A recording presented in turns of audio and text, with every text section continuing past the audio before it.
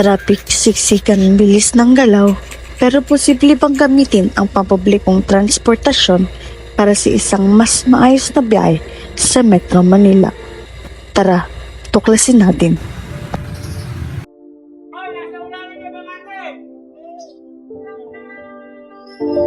Umaga pa lang, punuan na.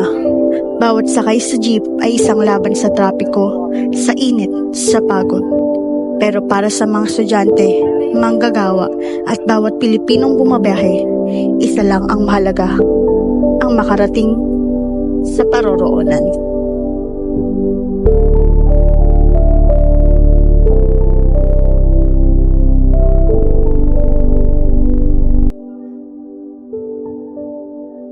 Sa Pasig River Ferry, walang siksikan, walang hinto. Isang biyahe na mas maaliwalas at diretsyo. Ngunit, sapat nga ba ang alon ng pagbabago upang malampasan ang bigat ng trapiko?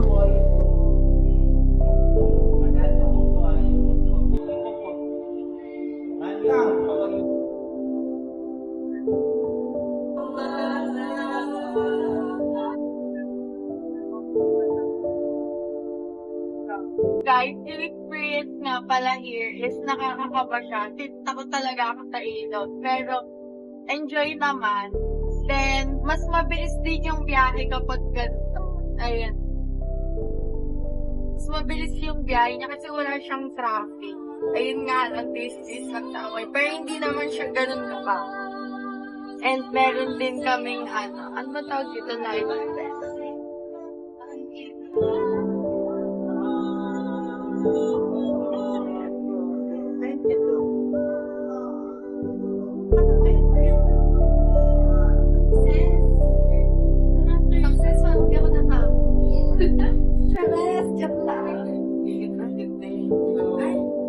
So, ano namang naging experience mo sa pagsakay natin sa ferry boat from San Joaquin going to Escolta? Pwede mo bang i-share sa akin yung almost 1 hour na biyahe natin? Parang sa akin, nakabahan ako. Pag first time ko yung nakasakay and first time ko din makita yung and mga station, yung malambingan. Sana ay So, ngayon guys, And sana mahuli ako. Yun lang.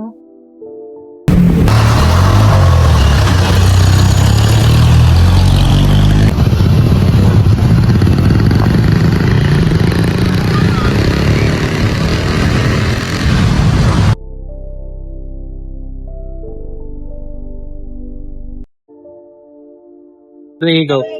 so guys, as you can see, nasa labas tayo ng Binondo Church since bawal siya sa loob mag-film and bawal mag-ingay. So, one of the tourist spots siya dito sa Binondo. 10 to 5 minutes lang yung layo neto from Escolta and walking distance lang.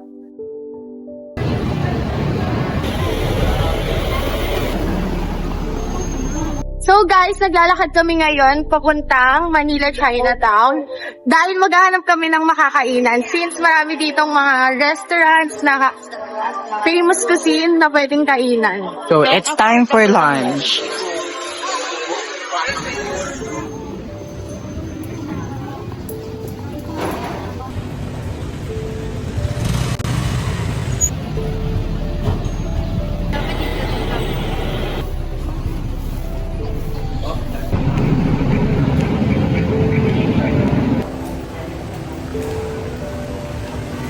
Sa rilis ng lungsod, libo-libo ang sumasakay.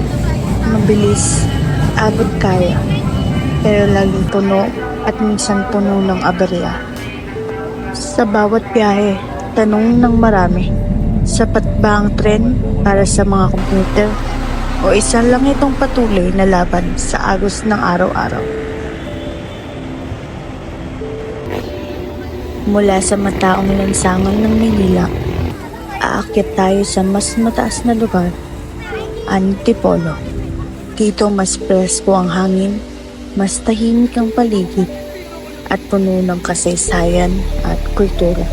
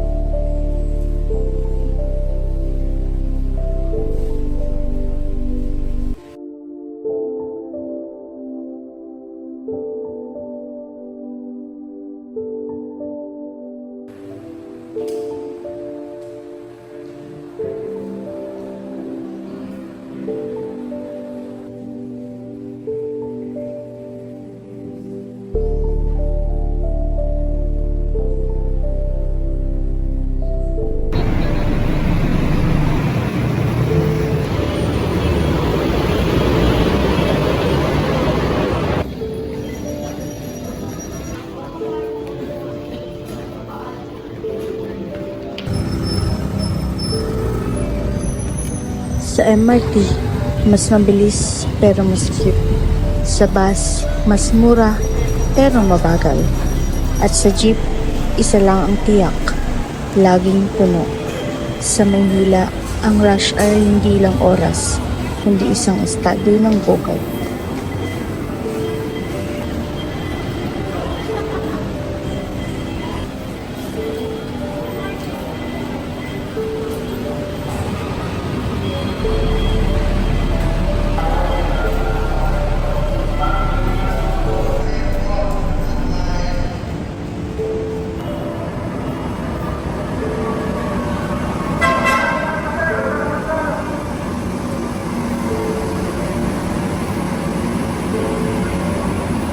So, how was the experience today po? Actually, marami akong na-discover na mga bagong pwede puntahan and nakakapagod siya, yes. Pero yung experience kasi, di kasi yan madaling anakin tsaka makamtan. And even though nakakapagod siya, still the best transportation, travel, etc. How is your experience, Ate Shane? Masaya kasi maraming napuntahan and then maraming na-discover ng mga places. So, how was the experience, 30? Okay lang, nakaka-enjoy naman, pero nakakapagod at the same. Tapos, ang hirap palapin ng MRT dito. What's your experience, Vanessa? So, ayun, nakakapagod pero mas nag-enjoy naman kami kasi mas marami sa amin yung mga first time na pumunta dun sa mga area na binuntahan namin.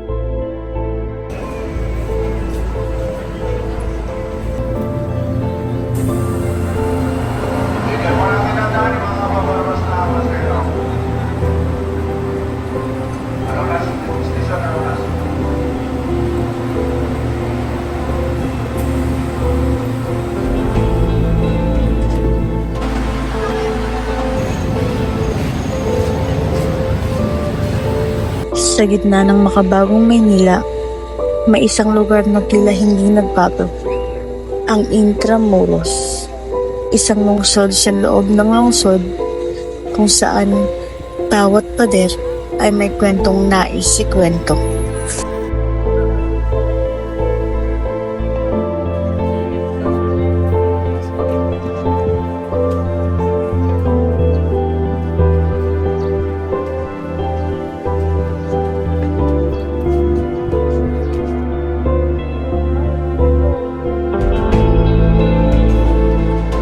Sa kabila ng siksikan, pila at minsang aberya, nananatiling buhay ang pampublikong transportasyon ng Maynila.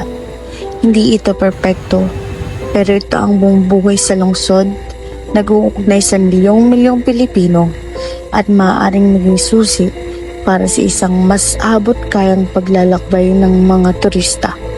Sa huli, hindi lang ito tungkol sa pagdating sa destinasyon, kundi ang tunay na karanasan ng paglalakbay sa puso ng Maynila. Kaya, handa ka bang sumakay?